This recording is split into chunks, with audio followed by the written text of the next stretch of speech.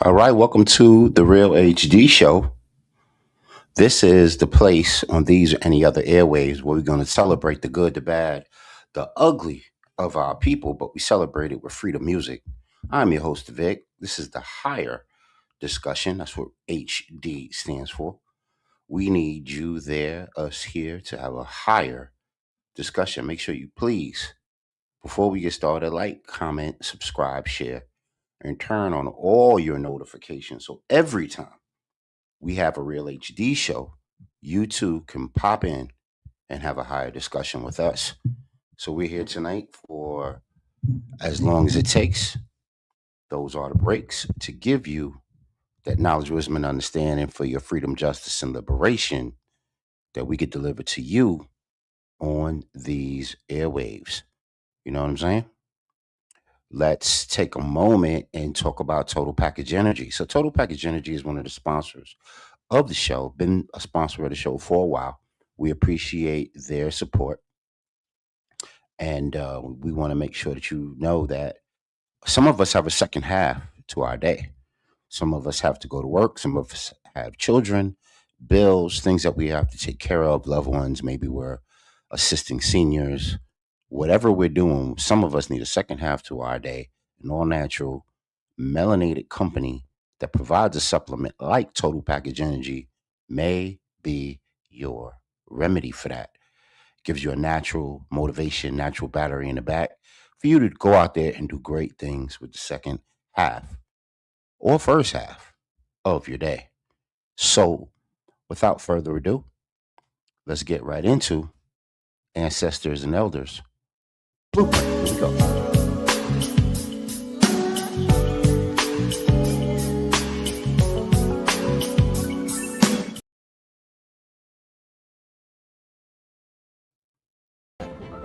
That a lot of people did not have. We had a pride of owning our own and being a part of our own and running whatever we had. There's so much that the black church has done for black people's advancement that is still not being told. From the Underground Railroad to the Civil Rights struggle, all that time the church has been involved in the safe haven to get us to where we are. And Mound Bayou was that haven. It was that place where people couldn't just come in and take over. They knew better. Whites had planned to come to Mound Bayou to see if they could do one of those takeovers. But the people in Mound Bayou heard about it. So there was plans in Mound Bayou too. When the horses came in, the lights are off in the city. You turn the lights on and had the Gatling gun over in one of those houses and people on top of houses all around. They turned the lights off and started shooting. Boy, you could hear da-da-da-da. And then enough few shots and another shots, and just about not long, they tucked tail and ran out, and you never had that threat again. Black people at least knew in Mississippi, if you were ever in trouble anywhere else, that if you made it to Mound Bayou, you could make it to safety. We had sort of like an underground railroad. There are many stories about people who came from different places in Mississippi and got here, and they got on the train and went somewhere else just to get safe from whatever was going on. So that being known, when that trial happened and the Emmett Till case happened, of course his mother came down. She wanted to come to the trial. So not only did Mamie Till stay here, but the black press and the black public officials all stayed in Mound Bayou because in the Mississippi Delta, there was nowhere else where a black person at that time could have safe accommodations. And that's what Mamie Till came under. She came under like an invisible shield of protection that she knew and could be comfortable, that she can go to sleep at night in Mound Bayou, Mississippi, and know that she was very well protected. There was a caravan of armed guards taking her to and from the courthouse. They would lay her down in the back seat, put a cover over her, and take her back and forth because they had snipers out ready for them going back and forth to the courthouse. She would later on talk about how Mound Bayou was that haven. She changed her life to be able to come the rest of her life and to just talk about the rights of African Americans.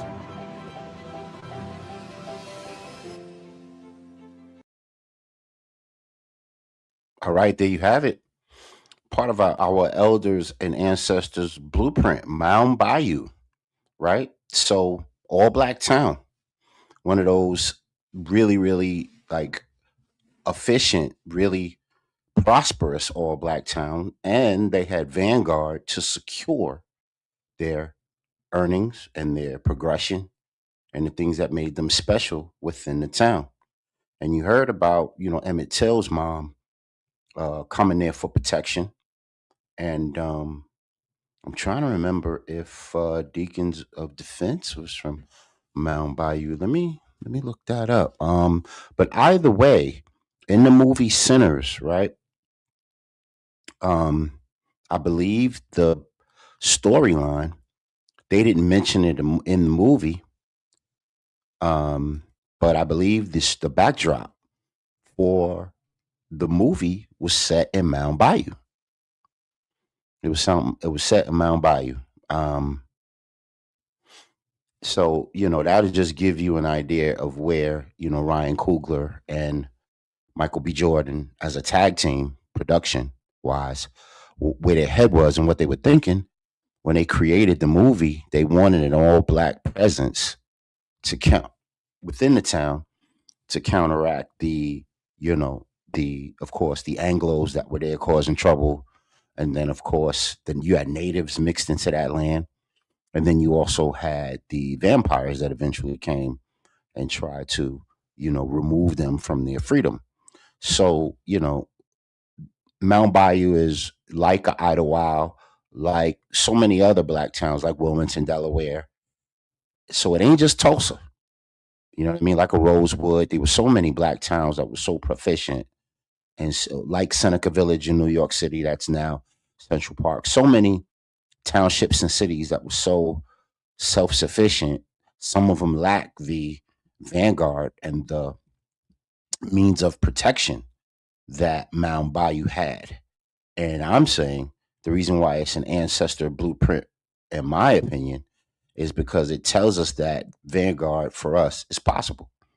It lets us know that vanguard for us is entirely possible. It's all about, the willingness. It's all about what we want to stand up for, and understanding that there is no dream of prosperity in this country that doesn't stop, transgress, and end with us. Um, Full stop. So, let us know what you think about that as we proceed to give you what you need. No Diddy, right? More like the roots on this Real HD show, on the knowledge, culture freedom, all being born, the power refinement episode. Look it up. I'm not going to explain it. Right? Those who know, peace of gods and earths. Um, right? On this episode today. So if you want to talk about Mound Bayou and how we can create more Mound Bayous, right? There's a lot of states that are prime for that sort of presence and that sort of progression. Right now in the United States, that are kind of of course, people talk about Georgia. Of course, people talk about parts of New York. Um, Upstate New York is ripe for that if we have the right concentration of, uh, you know, conscious individuals and systematic thinkers. I think and folks willing to roll their sleeves up and really install vanguard in our neighborhoods. I think it would solve a lot of problems for us. Um, yeah, so let us know what you think. Let us know how you're getting down with that idea, and tell us what you think. There's parts of Cali that's ripe for that. There's parts of Arizona that are ripe for that. Parts of Texas, especially Houston, with the concentration of melanated people in Houston that are ripe for those sorts of things. And we could have several very, very concentrated cities and townships all over the country, and begin to move in a real progressive, stately, political way within a country. And of course, that will all that tree will branch out into economics, family, and the rest of it will all be it'll be covered. We'll have covering. How about that? Covering. Finally, right? So we're here if you want to talk about that. We are I'm gonna put the um, banner or the ticker or the way to contact the show in the bottom of the screen, and you can jump in it and you can rock out with us. Um, I'll turn it into a ticker after a while. I'll put it here as a, just a way to have you guys identify the show as we move along. If you're listening on our 5 Facebook channels, YouTube, Twitch, Twitter, Instagram, Kick, anywhere you're catching the show right now, come on through. The water's fine. We're getting deep enough to swim in tonight. Um, so we got a lot to get to, and I hope we'll get into it, but we can't do it without you. So you jump in that StreamYard link right there. StreamYard 86T5WD4, 2 I's and a G, and you put it right up there, and I will punch you in. And you don't even have to show yourself. So if your hair ain't done, cool. Just come up and give me a voice. You can even give me a comment in the or on your particular app or social media platform that you're watching. You can comment with us, and you can see our get down that way. Um, moving on. Let's jump right into an AAT report. Healthy, wealthier, and wiser for a brand new you. Here we go.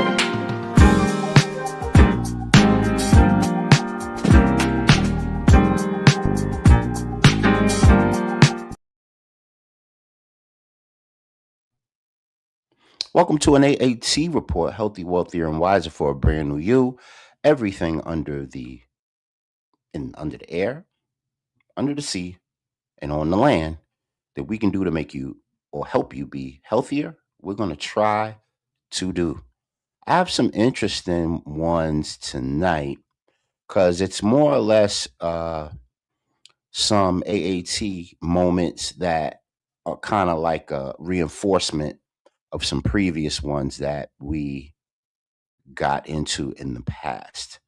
And one of the issues that we got into the past was whether or not there was government interference or the government is to blame for a lot of the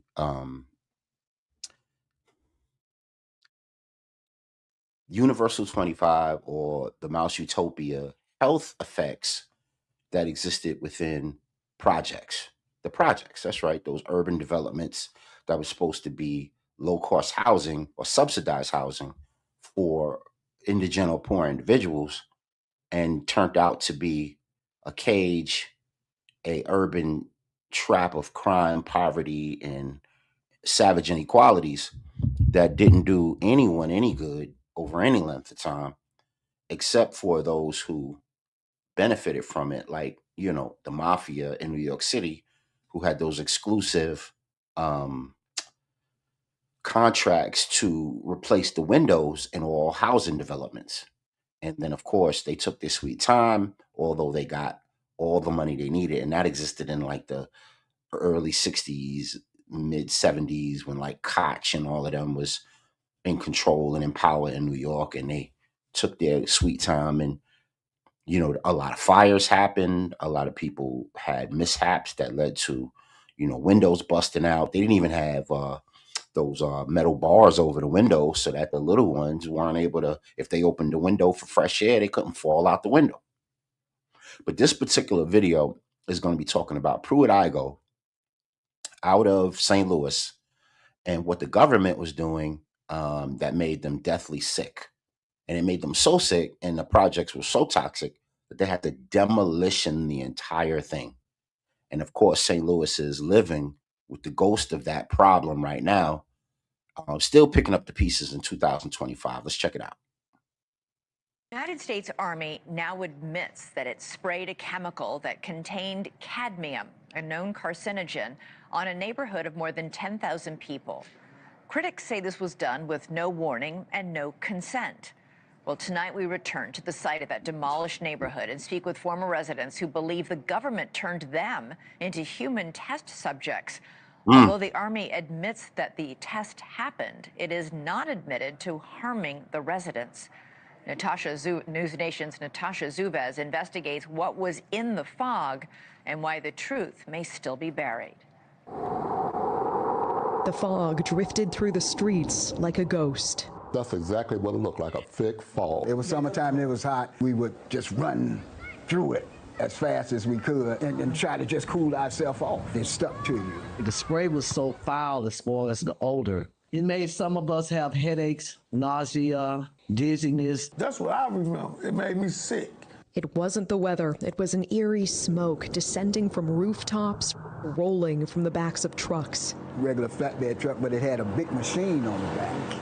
And it had a big nozzle that really sprayed a fog you couldn't even see through.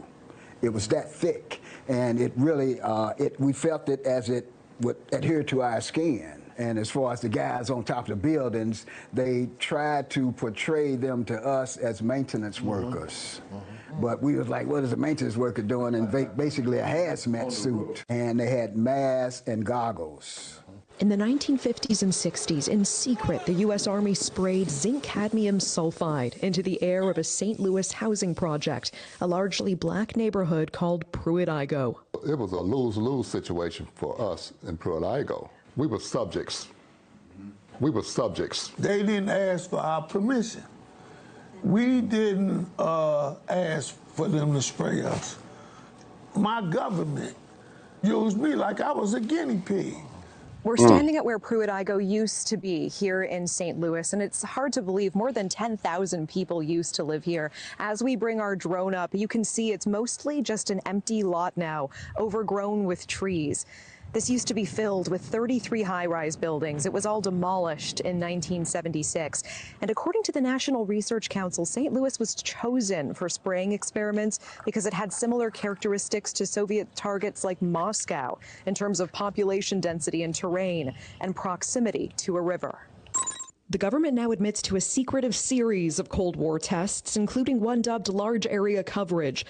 More than 30 tests conducted across the U.S. and Canada, spraying zinc cadmium sulfide from planes, rooftops, and vehicles to simulate how a biological attack might spread, all to prepare for potential warfare against the Soviets. Many of us been in the military and had top secret clearances. We know how it works. We have died for America. We have fought for America. You are a veteran. I am United States Air Force veteran. Dr. Starks, you're a veteran as well, Yes, I am. I'm an Air Force veteran also. Is there a sense of betrayal here? Definitely, definitely. They want to know if those secret tests have anything to do with what they're observing with their own eyes. I lost my two older siblings to cancer. I lost a brother last month. I've been diagnosed recently with a rare form of lymphoma. I had cancer of the left kidney, had partial removal of my left kidney. News Nation reached out to the Army for answers. They provided a one-page response. It says the Army's own Center for Health Promotion and Preventive Medicine investigated in 1994 and found inhalation exposure would not pose a health risk. They also cite later corroborating reviews, including a 1997 review by the National Research Council. Perhaps they assumed we wouldn't read the NRC's 380-page report, but we did, and the Army's statement doesn't show the full picture. In that 1997 review, the National Research Council explicitly says repeated exposure to zinc cadmium sulfide can cause kidney or bone toxicity or lung cancer if levels are high enough. And they admitted they couldn't fully assess the risk. Why? Because some Army records remain classified, it says, for national security reasons. More troubling, key Army exposure records were missing, and when the NRC asked the Army to supply them, the Army said it couldn't find them. Finally, the NRC considered conducting its own study, but concluded it wasn't feasible.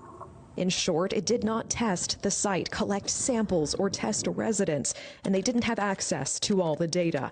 Their review was based on what the Army gave them, and what the Army either could not find or withheld.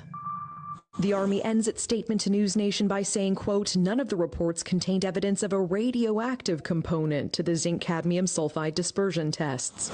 Residents say the secrecy and delays are no accident. They're waiting us out. They're waiting on all of us to die.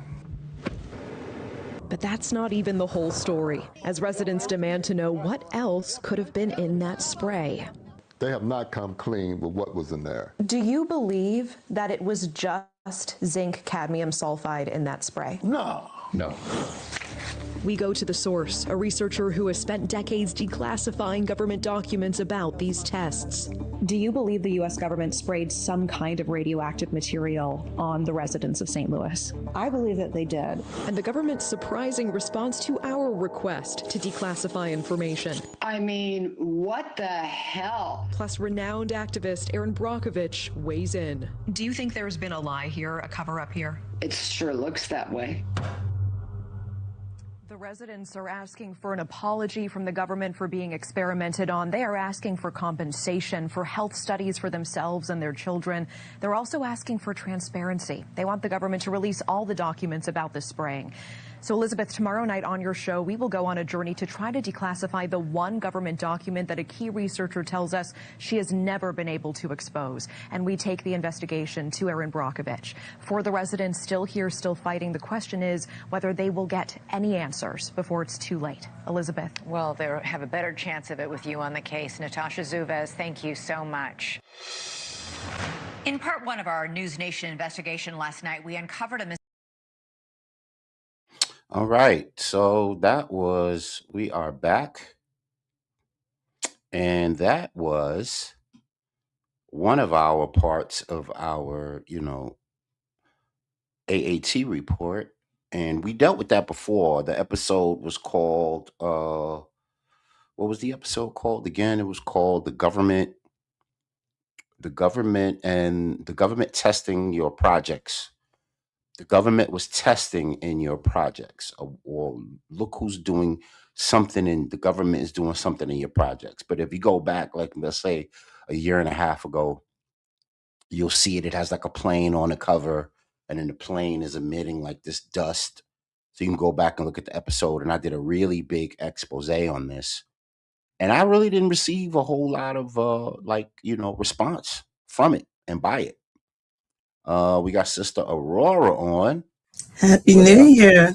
Peace and Happy New Year to you. What's happening with you? Oh, I'm busy. I'm not feeling as well, but I'm like, I just need to sign on and say Happy New Year. Hey, I appreciate it. Happy New Year to you. How was your New Year, by the way? Did you bring it in with your family? Was it a good one? Yeah, went in with my family at a celebration of life for my 95-year-old mother-in-law, so my brother's mother-in-law. Oh, great! It was, a good home, as they say, homegoing. But no, it was a great celebration of life because fire 5 years, So right. Oh man, that's I know people have to transition. That's it. And I've been involved with my fair share of folks that I had to say goodbye to. Yeah.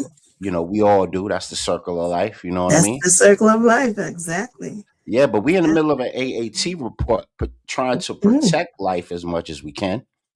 And we were talking about Pruitt-Igoe, and I don't know how much of that you caught, but we were talking about how the government was spraying the cadmium zinc oxide in the area, and they used that projects as like a 60s and 70s testing ground for biological contaminants that they wanted to use in a Cold War versus Russia. And it got so bad for the people in the projects that they actually had to tear the projects down. Oh, and where was that? Pruitt-Igoe in St. Louis. Oh. So you have your famous projects like you got, around my way in the Bronx, it's Eden Wall projects. That's been around forever and a day. In Brooklyn, you got Marcy and others, a crap ton of them in Brooklyn. And then you also in Lower Manhattan. And then you have Hempstead. Caprini Green in Mhm. Chicago, the famous Caprini Yeah, Green projects. we're Good just looking at times, that last night. Yes, we were yeah, just watching yeah. That piece it. of crap. And then of course in Hempstead, talk to us about That's right. Hempstead. Terrace, and I hear they're Mm-hmm. trying to sell pieces of it away now. Mm-hmm. Mm-hmm. And What now where was that exactly? Tell me what part of Hempstead that was again. I'm trying to remember. okay, so in the village of Hempstead, Village of it's like, Hempstead. yeah, so close to the bus terminal, I know across exactly from what the you're talking African about. American I have it Museum. right in my head. I don't know the Yeah, name of it. What's the name of yeah, it again? it's Terrace. Terrace. So Yeah, that's it's nothing but Terrace. that's, There's no they proper call name or they George it's, Washington yeah. Terrace or some crap like that. Yeah. Okay. As we Okay. said, welcome to the Terror Dome. But Yeah, yeah, yeah, yeah, yeah, yeah, yeah. There no. was another building. I forget the block. All right, I don't want It's to go down that Fulton. rabbit hole. Yeah. It was another high rise project building in Hmm. Hempstead that I went to visit some friends in. We would go hoop and all of that. But shout Hmm. out to Hempstead, man. Hopefully they're Yeah, getting what they need. Hopefully their residents are getting what they need. And if I hope not, so. get out. And if not, get out there and shake something. Stop playing. Get what you need. You paying them taxes. Get what you need. I'm Um, telling you. watch the Real HD show. Let's cipher it up and get what you need. So we're talking about Pruitt Igoe.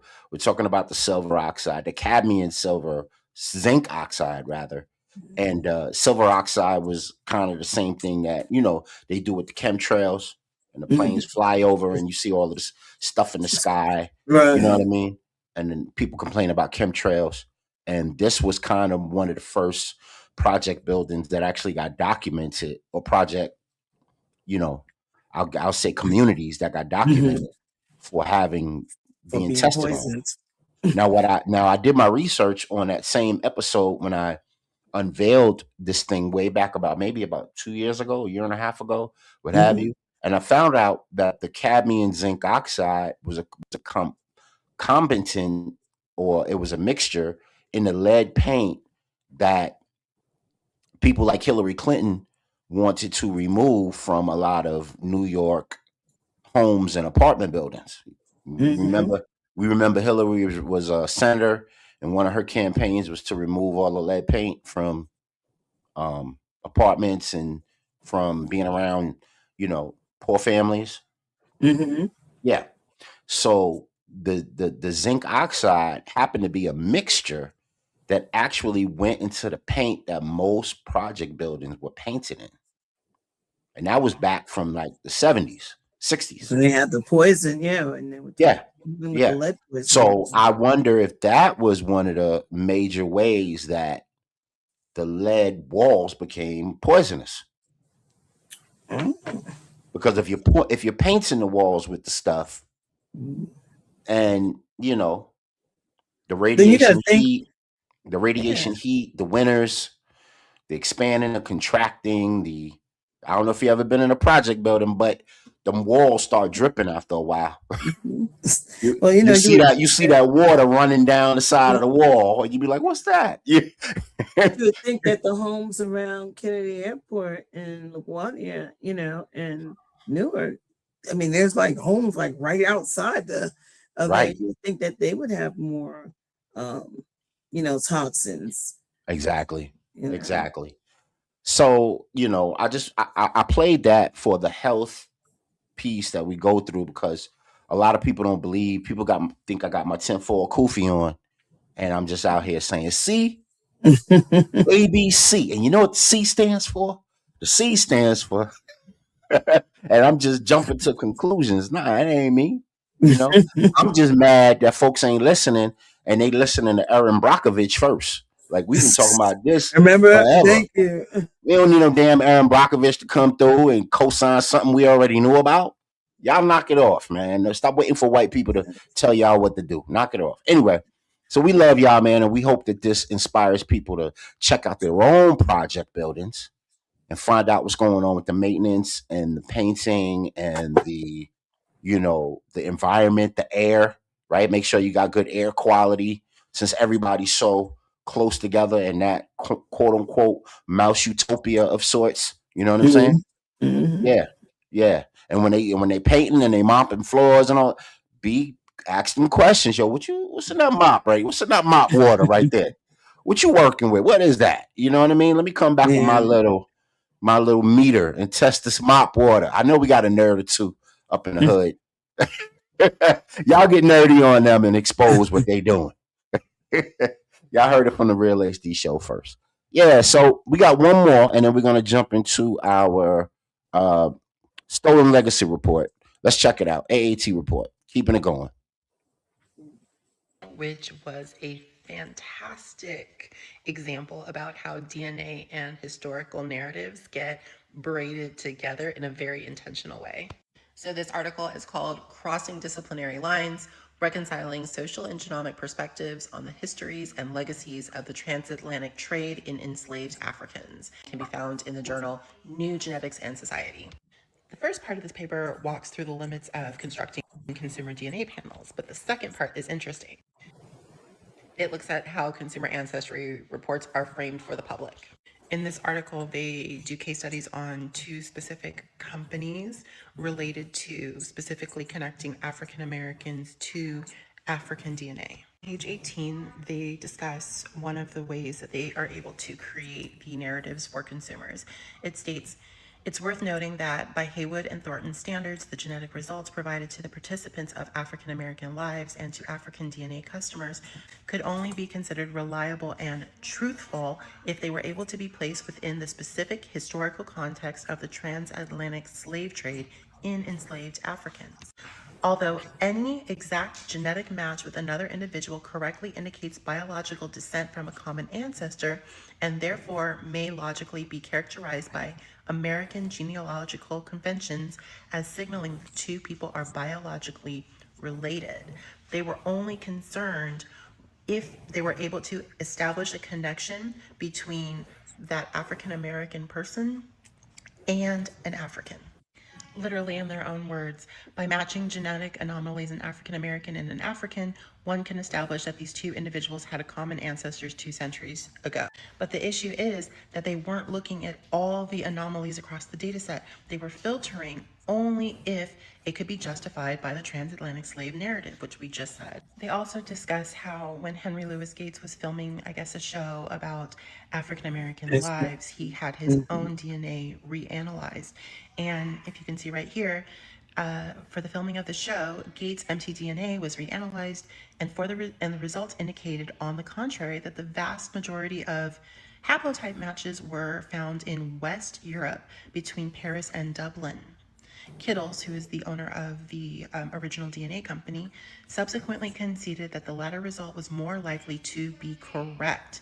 So they essentially discounted any DNA that was not African because it didn't fit the central premise of the company, which was supposedly connecting African Americans to African DNA, which is quite concerning when you think about it, because that means that this person's identity was socially constructed. These All right. So there we go. 23andMe and all the rest of them. You know, we gotta take a second look. You know what I'm saying? Because I've always wondered. I've never had it done. I've always wondered what my genetic profile would be. But I already know that I got Irish on my grandmother's side. You know, and she's from Trinidad, and her people on her father's side were Irish. So I know that that's probably gonna show up in some interval. And then my grandfather is Budawack native. He's a Seminole from Florida. And then, of course, if we go deeper than that, not sure what would come up on that level of thing. So, you know, and then of course, peace, brother Mozzie. How you doing, bro? I'm doing all right. How's everybody doing? Hey, happy New Year, brother. How are you? Yes, yes. Yeah, happy new calendar, bro. How you doing? Oh man, I'm hanging in there, man. Hanging Yeah, in there. we were in the middle of, I don't know if you heard a lot of it, but we were in the middle of an AAT report talking about how a lot of these ancestry companies are getting busted by being thematic about the way that they gave the results for the testing. So if you came in there and you were black and you looked like you was ready to get some African ancestry as your results, they gave it to you. Here you go. You're part Zulu. You're part Ndinkra. You're part whatever. And then, if you come in and you look Spanish, hey, you're part, Colombian, and you're part Mexican. And, what's your thoughts on those ancestry companies? I know you've seen a lot of exposés on things like that. Your thoughts, bro. And Sister Roy, your thoughts on all of this. Well, one of the things that I found very interesting was there was a special on PBS one time. I think it was Frontline or one of those. And one of the things they exposed was that there was, you can sort of say it was scientific fraud that was taking place. Oh, wow. And they were saying that they really couldn't narrow it down the way they are narrowing it down. I don't remember all of it, but it was something along the lines of they can't trace back the way they're advertising that they are, and that there was a fundamental problem with something with the various strands of DNA and whatever else. And so I never paid much attention to it. I never did it. Me neither. I think you can DNA wise. I think if you really do your homework and use recorded records, you can have a pretty good idea on who you are and where you come from. I would just say that, and I guess we all, it's interesting because when this stuff came out, it's not as big anymore because now there's new things are just changing, new data, new whatever, and a lot of us may not even be from the continent. We may be from here. Yeah. You know what I mean? That part. And now one of the things that's being exposed in all this is, wait a minute. You mean to tell me, I know you guys have heard the conversations and around whether or not United States is the actual Egypt and things of that nature. So the more we get, the more technology we get, and the better we get in certain areas. You can sort of say it moves the target a little bit. Yeah, it's very interesting. I don't think we are lacking for connection to the motherland in multiple areas. I just think that, don't gaslight me telling me you got the goods. Mm-hmm. and you just putting peanut butter and jelly on bread. Like, Pretty much. You just giving me the macro version of, tell me what I want to hear. So I spread the word and you keep your business funded. Ain't that the good old American way? That's the good old American way. Planned obsolescence. Sister Aurora, what do you think of this particular thing? And have you ever used any of the ancestry services? Well, long after I already had discovered who I am because of the 5 generations that I was blessed to grow up with. Fire. It was real easy to trace where we came from, where they've been. But with my dad, who was not American, which you trace from, Africa to, of course, the South Americans, then, there too, we had a good knowledge. And so recently, I say recently, within the past decade, my brothers and I, we did that ancestry DNA, which kind of was like no surprise there. And again, it's because we knew who we are and where we came from before we did. Okay. So it gave you the It result. affirmed. Oh, I guess it just affirmed what you already knew. Yeah. You was in the ballpark. Yeah. So after my people leave Trinidad and Florida, and of course Florida for Black folks have had connections with the Bahamas, in settling parts of Miami, settling the township of Miami, and settling the various parts of Florida. I can't really go for past that. I really don't have that much of a. I want it. I want to find out. I don't want to be. I don't want to be. I'm not trying to play five card Monty with some sort of lab over that, over the results. You know what I'm saying? Mm-hmm. Yeah, like that. That I'm not trying to have. And then I remember there was a special. It was some special on, and I remember Erica Badu did it, and Q-Tip did it, and um, several notable celebrities. You know what I mean?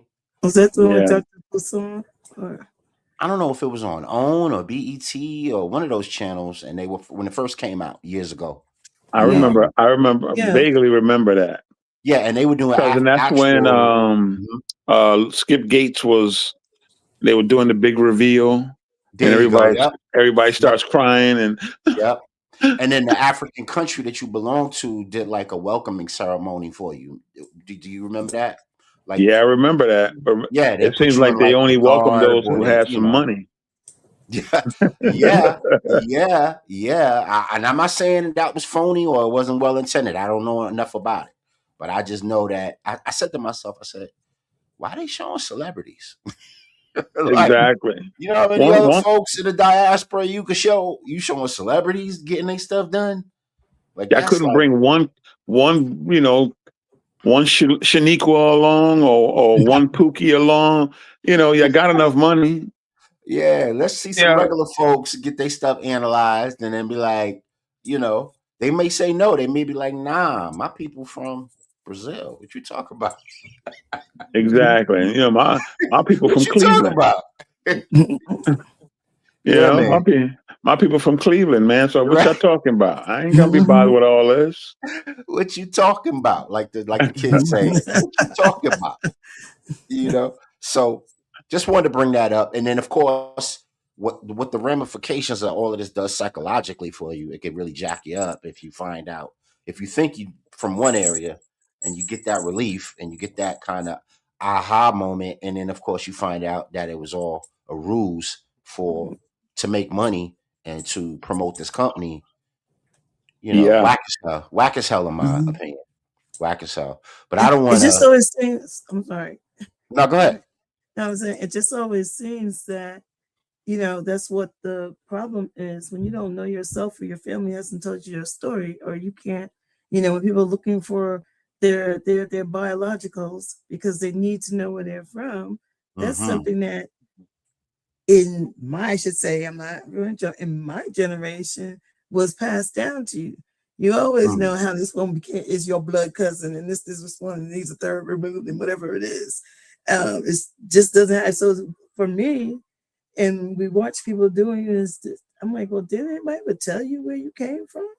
you know, I mean, Yeah, hmm there's a lot did of they folks. ever? I There's a mean, lot of I get folks people that live around with in that. Brownsville, they know where they With came that from, and you affliction, know, they running around. yeah, so it's kind of got lost in generations because Lord Yep. knows, long before we had, you know, DNA and ancestry and all that, we did know who we came from because somebody told us, Yeah. somebody. Yeah. And then you had your grandmother would tell you this and Somebody loves you, baby. Pat thank LaBelle. you, hmm Somebody loves you.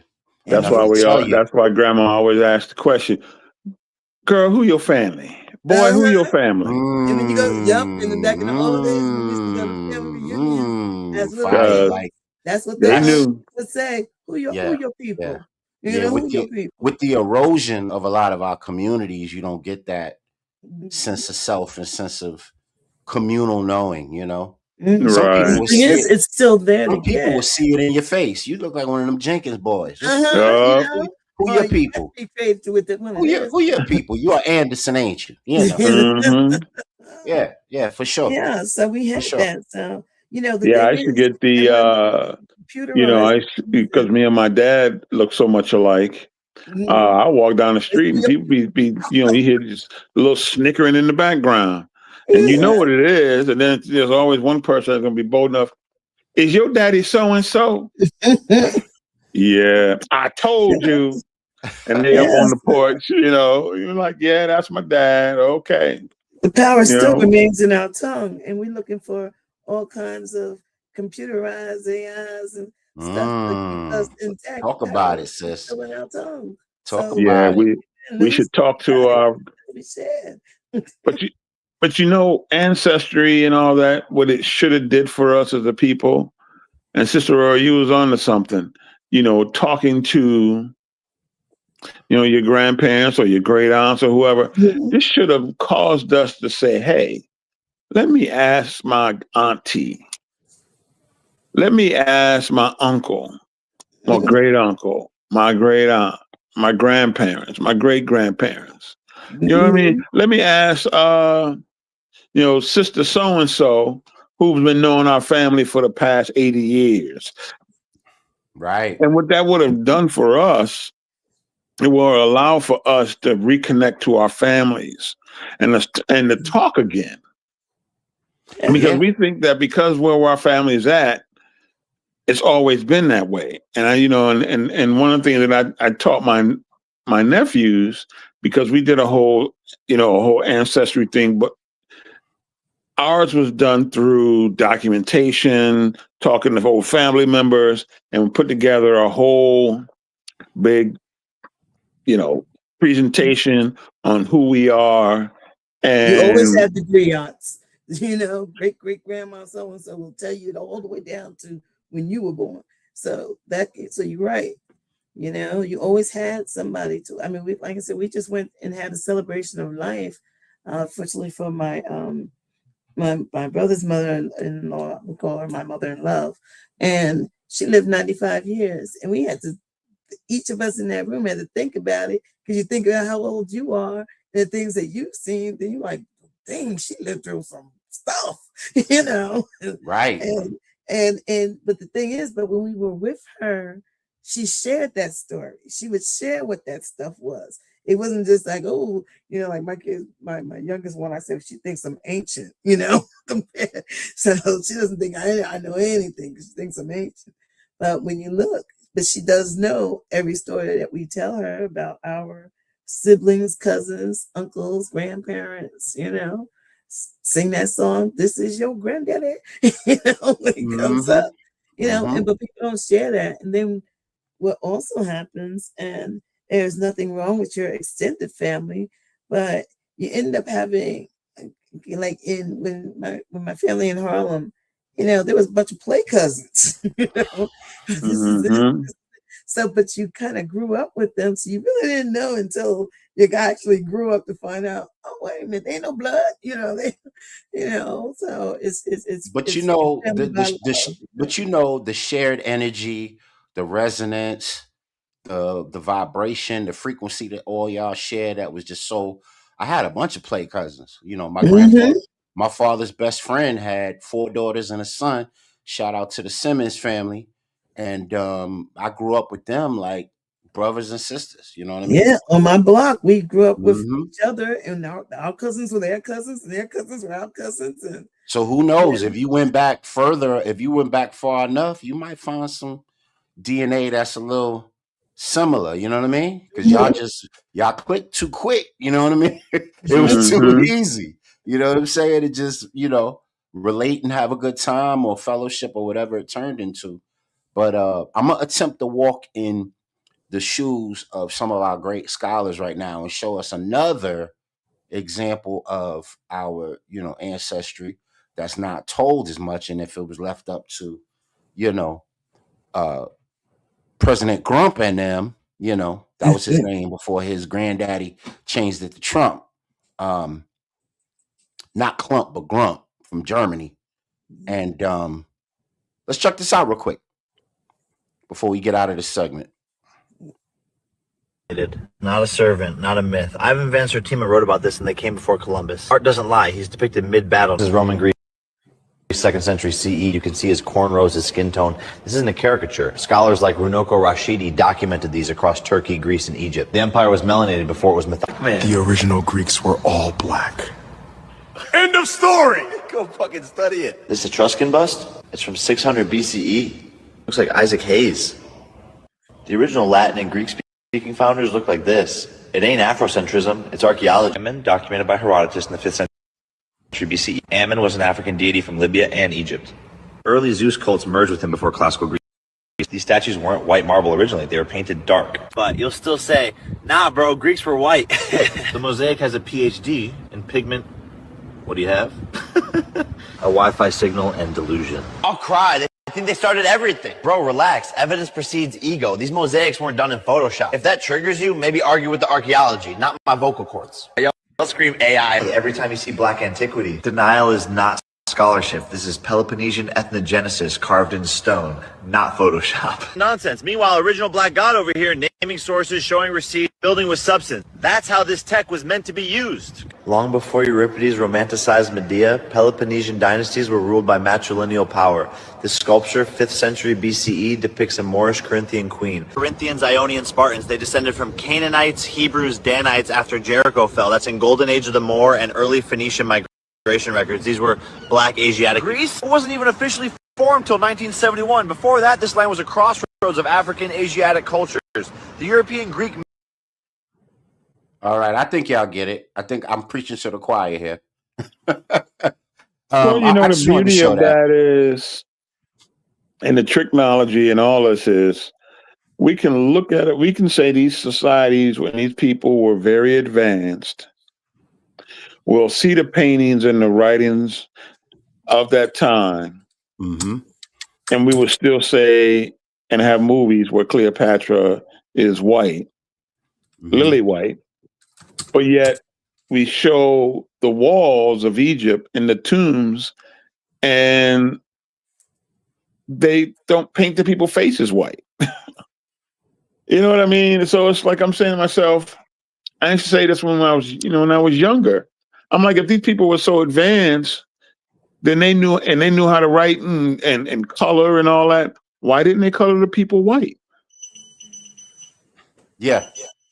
And Exactly. so that was always a question that I used to pose to people, because sometimes, it was like that Eddie Murphy's Raw when he got caught coming out of the house, coming at the lady's house. She said, I know that was you. Wasn't me.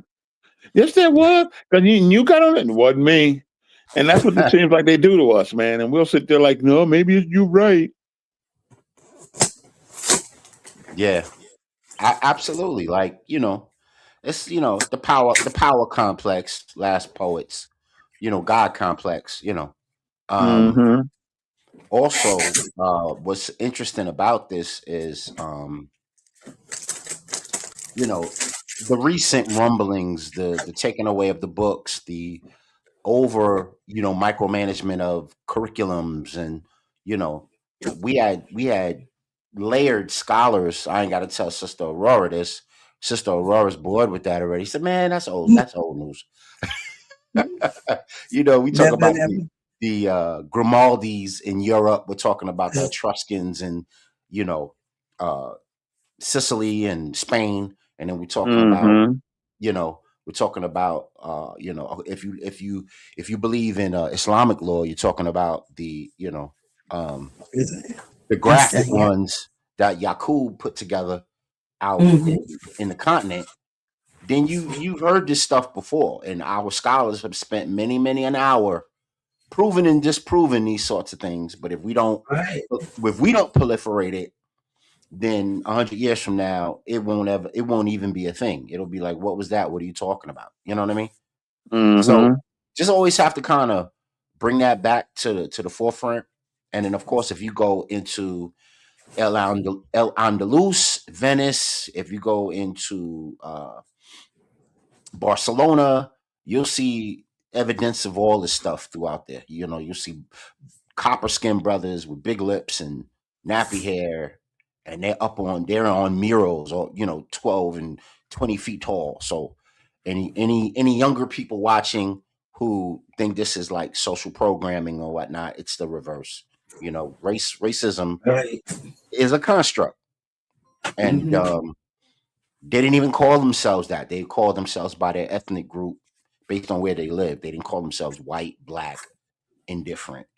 Right. That's a 15th century invention for power and class status. You know what I mean? And it kind of proliferates to now. So we want to keep it moving. I want to show y'all one quick thing before we jump in. You know what? Never mind, because it's 9 o'clock. Let's jump right into what we were doing. And of course, Rashad King Bolden is back in the news once again, and he's detailing a lot of what Trump is doing with these uh, Western Hemisphere attacks. So he's running around. He's going to tell Greenland, "We coming for you, even if we got to use military force." And he's telling, of course, he bombed some ships connected to Venezuela. He went and I don't call it capture, I call it extracted, right? Mm-hmm. Because doesn't Venezuela have a standing army? Yeah. And isn't that their president? Mm-hmm. Seems kind of weird to me. Let's talk about that for a second before I show the clip. How are you a G20 nation? You have a standing army. You have a democratic president that's recognized by the by the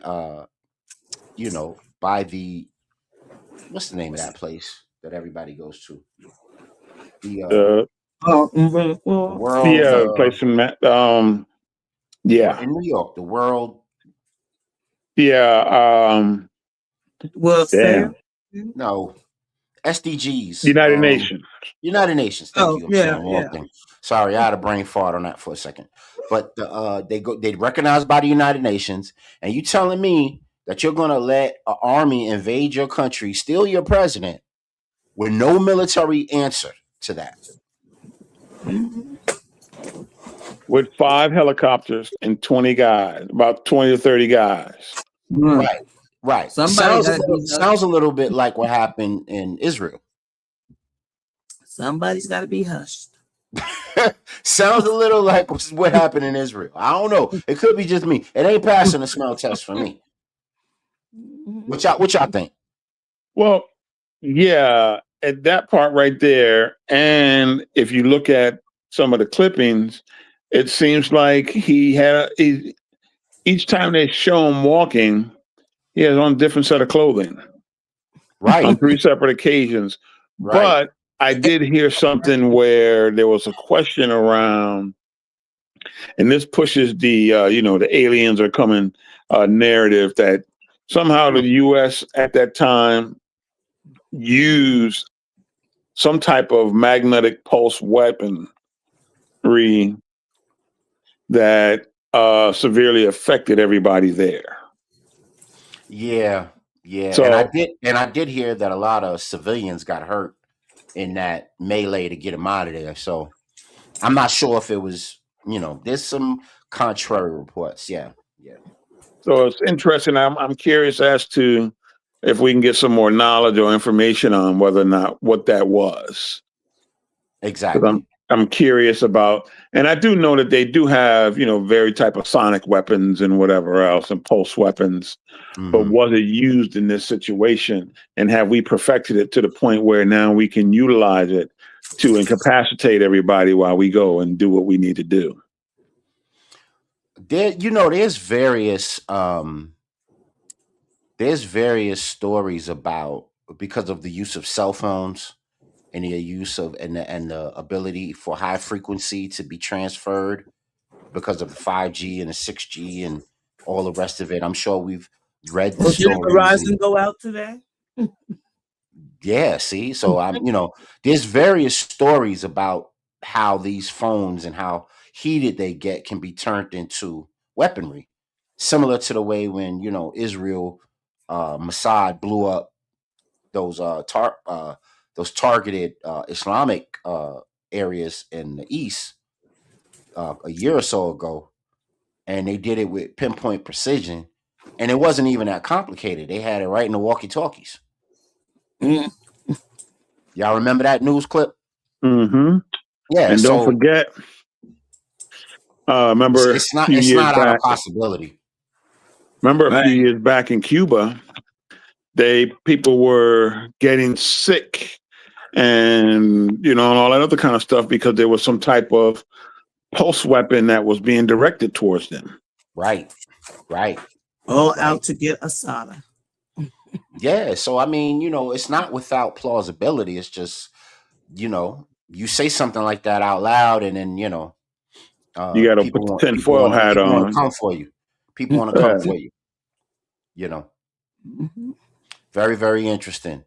So this was the title of the show, and after listening to Professor Bolden, I was thinking more and more about this, and about how he's targeting, or I should say, the OCGC, the OCGEC is targeting, certain Western Hemisphere nations. I call them the smaller nations, right?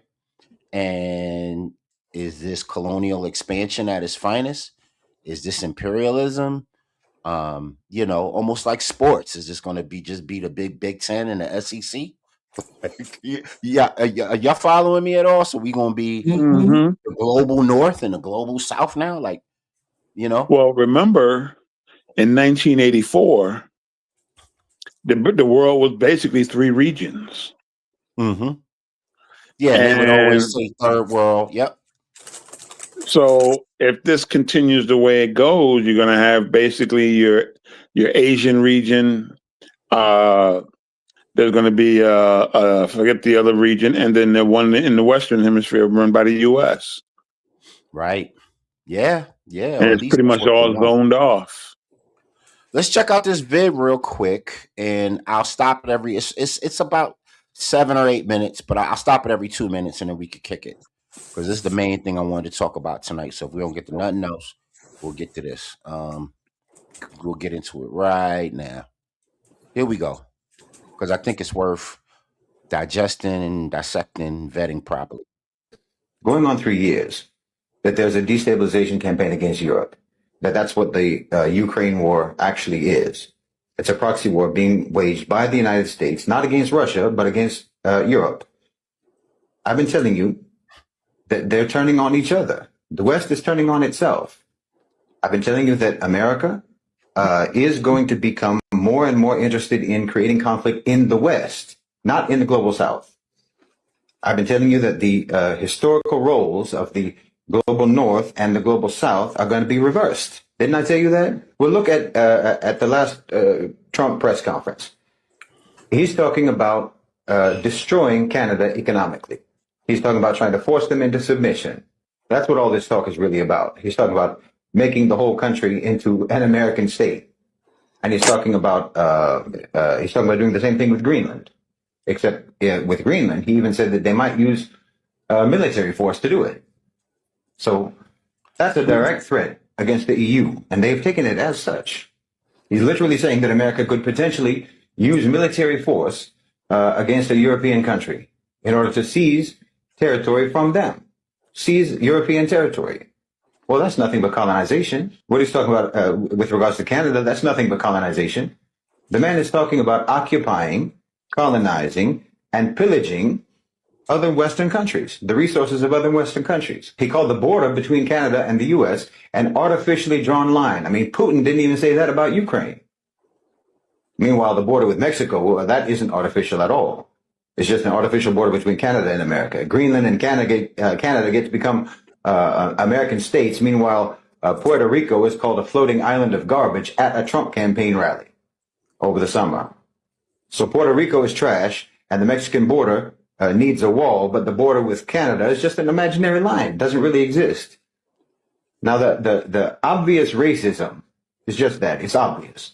But if you think about it a little bit more deeply, there's a reason for drawing a demarcation line like this, what Trump is trying to do.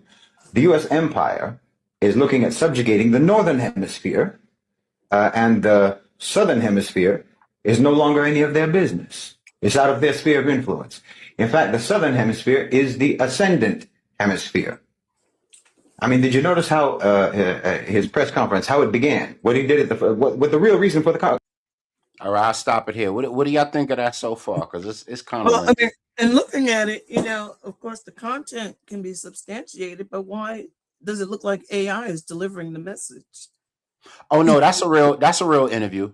Oh, okay. And maybe the film distortions then. Yeah, I mean, the content can be substantiated, but like with everything else, it looks animated. And so, you know.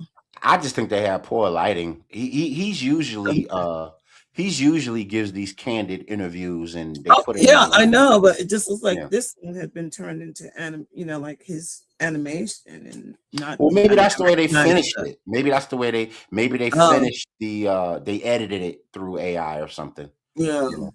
Yeah. Okay. Yeah, but the content can be substantiated. People are Mm, saying, mm-hmm.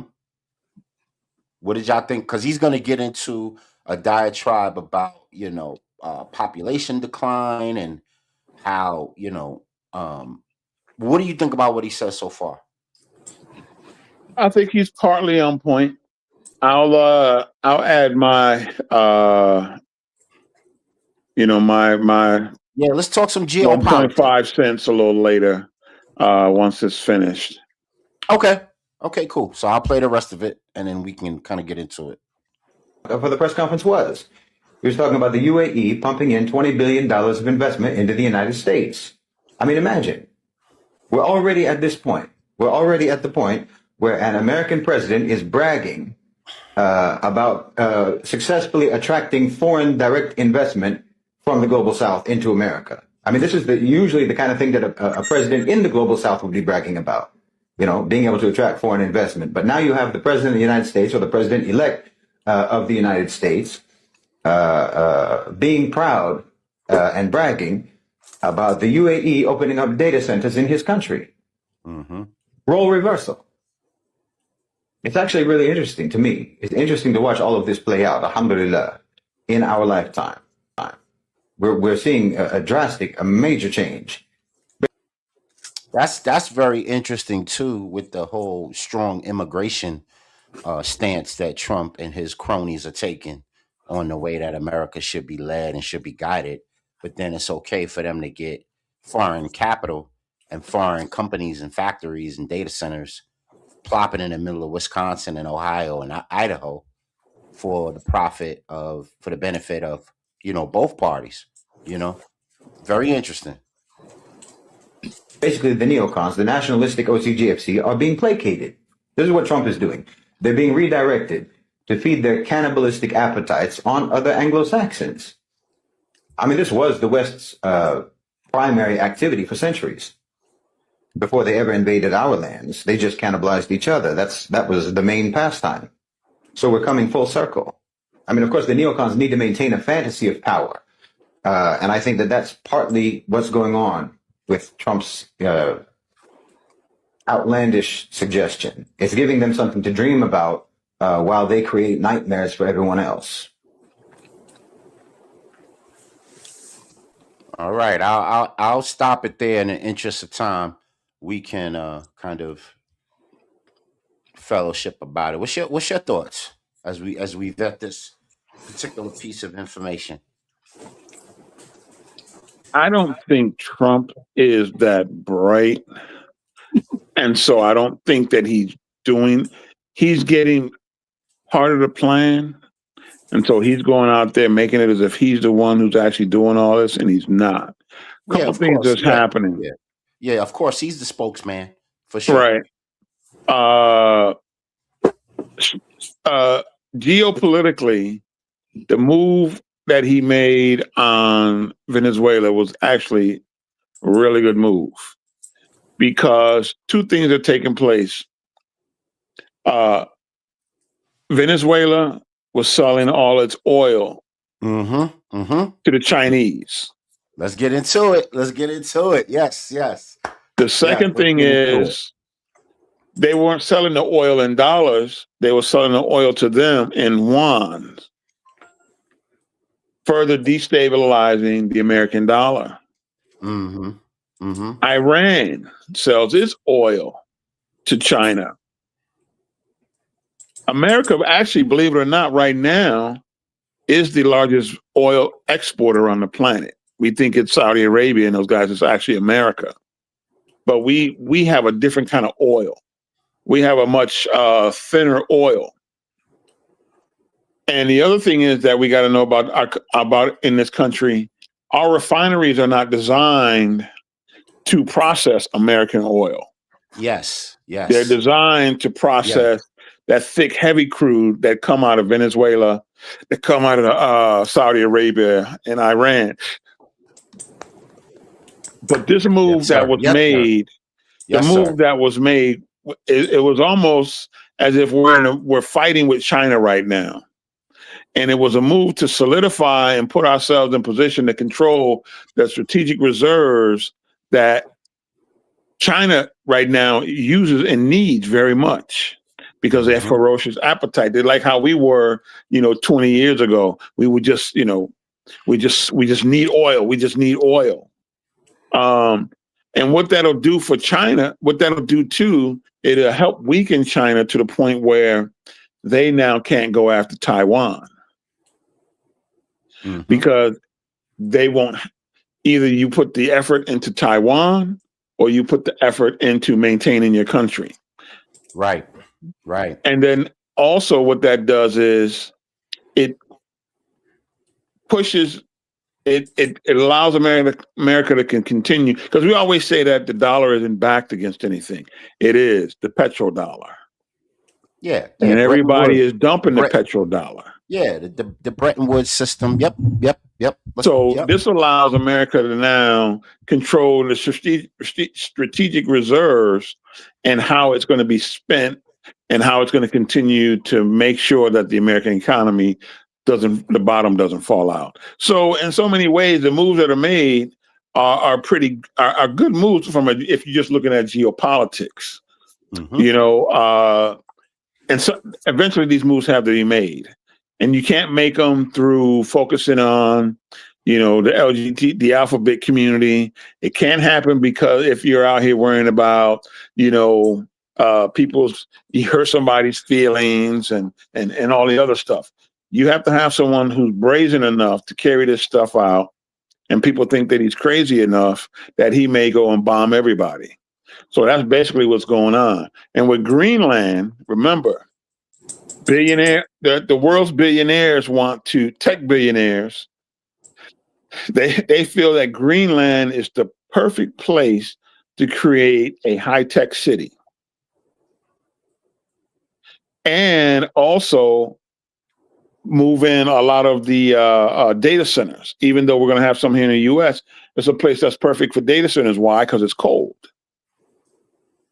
So, yeah, that's kind of my 2 cents on that. And remember too, in Venezuela, they also had a tech city that they were building there, and that they had operating in Venezuela.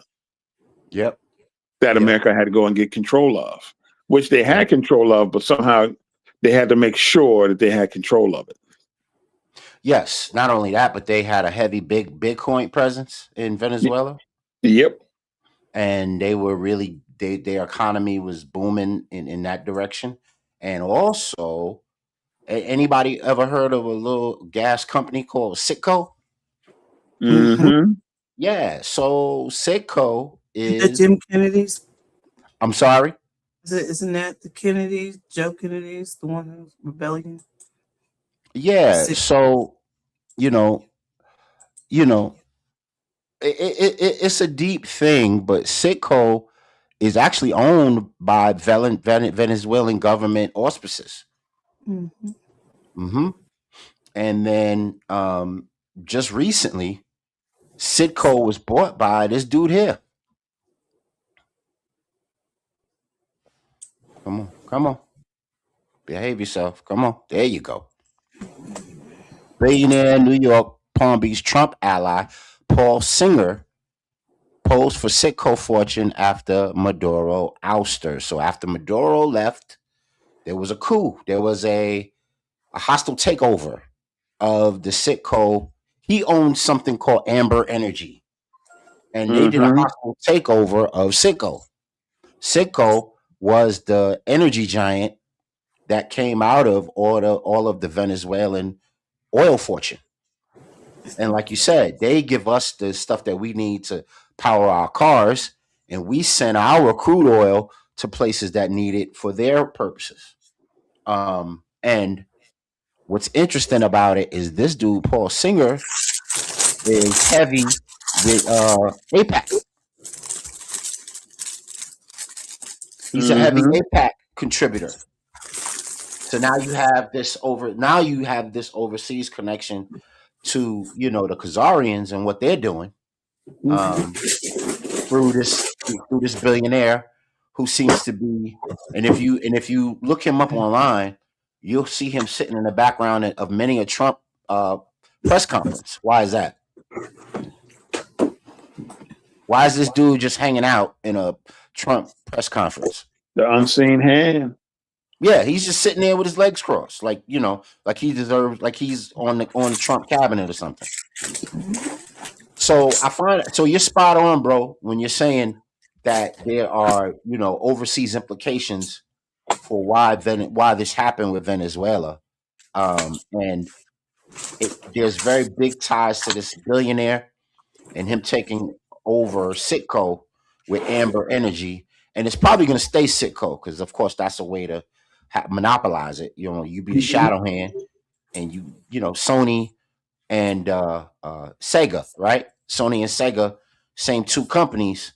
Sony and Nintendo. Sorry, Sony and Nintendo competitors owned by the same company. You know what I mean? Mm-hmm. Owned by the same macro company.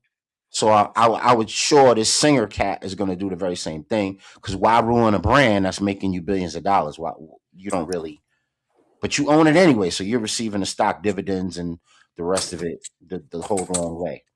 And then of course what Professor Bolden was talking about was he brought up a point about population control through Canada, through Greenland, and the Anglo-Saxon phenotype that exists in that area. So now you'll just have one, kind of opaque phenotype that runs that's going to be the face of the Western Hemisphere, as they call it, the Trump roll doctrine, right? So I was just wondering if this was a possibility. Is this a possibility? Of course, with America being one big multinational corporation, with their spider webs all over the globe, especially here, is this about them controlling what they can control for now? Because of course, remember we did the show, Brother Mozzie, where we talked about how China is getting their seeds all in South America. Mm-hmm. They're giving money to this country and they jibbing with that country and they helping this country set up. So now we got soft power working in South America, right? With China and Africa, right? Yeah. So now he'll go through like Monroe Doctrine with a big stick and use hard power to circumvent the soft power relevancy that's happening right under his nose. Mm-hmm. And of course, that's not him, because his first term, he wasn't talking none of this crap. Nope. This wasn't on his radar at all. So this is whoever is in his ear chirping, giving him his marching orders. He King Professor Bolden likes to call them the OCGC, but it's probably a world conglomerate. And of course, we talked about on the show many a time about these world conglomerations battling each other for supremacy. This is what we're dealing with now. A League of Nations 2.0, if you will, with WEF, and now you got BRICS, and now you got this conservative variety that's happening right here in the U.S. In this hemisphere. And of course, America don't want to lose control over nations that are right next to them.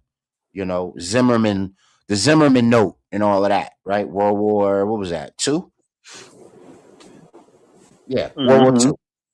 You don't want to lose, the espionage war, right? So you're going to use hard power to take over what's happening in this hemisphere, while a lot of the nations that are neighboring you is getting that soft power from China and other economic powers of interest. So my question that I always ask on the show: what in the world does this have to do with us? What y'all think?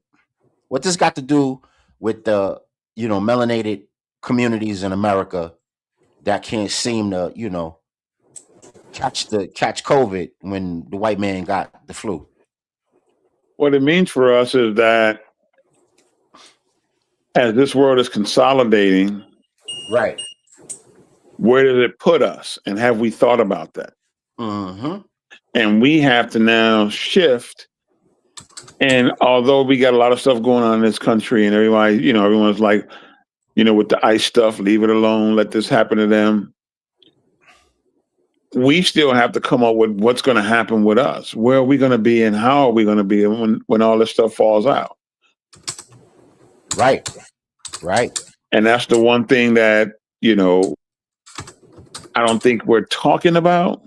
Nope. And then don't forget also, too, the other thing, too, about that. Remember in Nigeria, they, went after those who were against the Christians, right? Yes, going against the Christians. But that Mm-hmm. wasn't the real reason. The real reason was Nigeria's trying to, Nigeria's part of BRICS, and they weren't selling their oil in dollars anymore.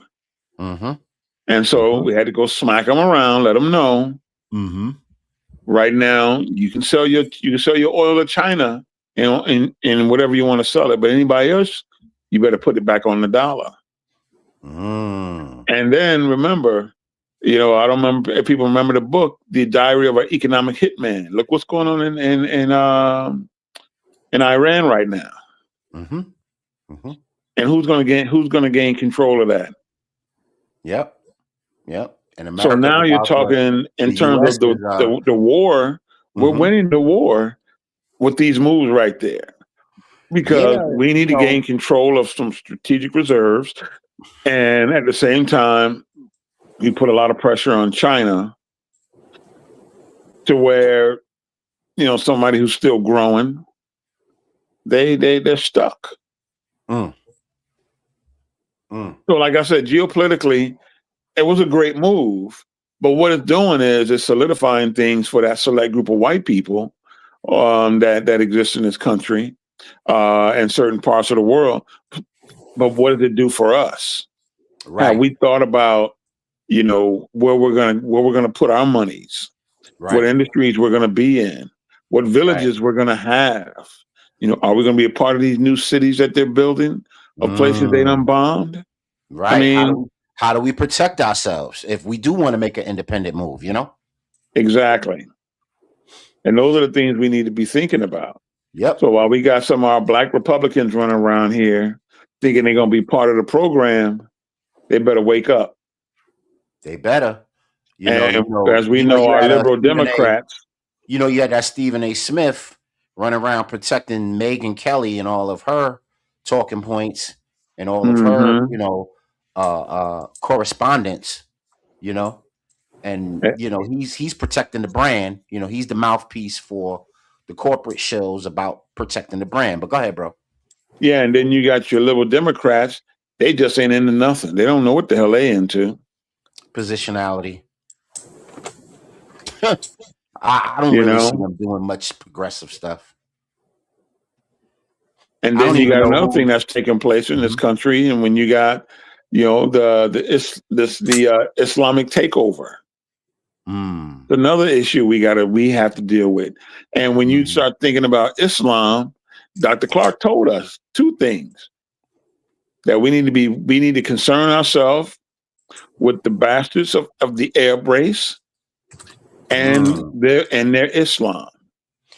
And that's going to be an interesting thing, because there's a good portion of us that have found a lot of romantic meaning in Islam.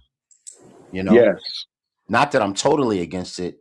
If you read it for what it is, it's a beautiful religion, but they're not infallible. They got a lot they got to answer for too. Right. Remember, Dr. Clark said, what most of what people are practicing is Arabism. Has nothing to do with Islam. Right. Yeah. And they read from the Hadith. Yep. So yeah, we gotta come together and figure something out, man. Yeah, that's why I wanted to bring this issue to the forefront tonight, and I'm glad we had a chance to chop it up. Maybe I'll do a part 2 on this. This is our hemisphere. There was another video. Hold on. That's talking about it. And he's actually saying, old boy is actually saying this in the video. This is our hemisphere. So, I wonder why he feels the need to be so bombastic with it that way. What are y'all thoughts? Why do you think Trump feels the need to be so bombastic with it? This is our hemisphere piece.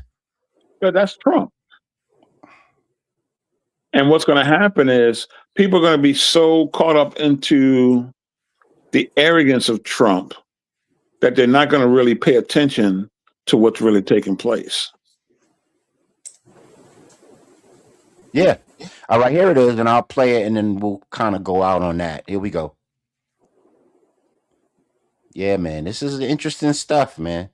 Interesting stuff. Colombia, Mexico, and Cuba. The State Department posting this image with the words, "This is our hemisphere." Rachel has more from the White House. Well, Maggie, the impacts of that operation in Venezuela are already starting to ripple across Washington. We saw top lawmakers over on Capitol Hill receive their first classified briefing. Remember, they were not notified until after that operation was already underway. President Trump defending it, insisting that it was legal, and also insisting that the U.S. is not at war with Venezuela. But there are still many questions on how exactly the U.S. is going to run Venezuela, especially as the president is now threatening that he may target other countries too, including Colombia, Cuba, and even Greenland. We are getting reaction from world leaders now. You have Colombia's president saying, "Do not threaten me. I'll be waiting here if you want," indicating he's ready to take up arms. In addition to Colombia, we also heard the president reiterate that he wants Greenland to be part of the United States. The Danish prime minister says, with respect to Greenland, if the U.S. attacks the NATO ally, then everything stops. All right, so there you have it. And here's like a little geo scale of certain areas that he's threatened in the last, since becoming president. And then here's another conundrum to think about is how much of this is really like, the dog wagging the tail because he's in so much hot water legally. You start a conflict, and now he gets to kind of gets to do the Netanyahu thing. It's a distraction ploy. Yeah, he can't be removed because he's the sitting president in time of war. So what's your thoughts about that? And we'll kind of end on this. I think it plays a role, but I don't think it plays a big role. Mm-hmm. America has some very serious financial issues, and China has made a lot of moves over the past decade or two. America had to make moves. Yeah. So I think this might be just that, trying to, make that Atlantic Ocean divide and consolidate, like you mentioned a little bit earlier. And we'll continue to dissect this as it comes. I just wanted to present this, and I wanted my brilliant panel to weigh in and put their 1-2 cents out. And if anybody else wants to jump in on this, please, we'll be doing a part 2 and a part 3 of this very thing because it's that important. And where are we in the midst of all of this? And what are you doing to see a future for yourself and your grandkids be successful as these clandestine things are taking place? That's what I believe. Next time we'll talk about this big Amazon lawsuit as well. You know what I mean? So it's about 1:45. I want to thank Brother Mozzie. I want to thank Sister Aurora for coming on. And we didn't get to everything, but I want to make sure that you guys like, share, and subscribe. Turn on all your notifications so that every time we have a Real HD show, you guys can tap in and have a higher discussion with us. Please, if y'all guys can make it back next Wednesday, let's continue this again. It's worth it. All right. Everyone, peace. All right, y'all. Peace. Y'all have a good night. All right, later.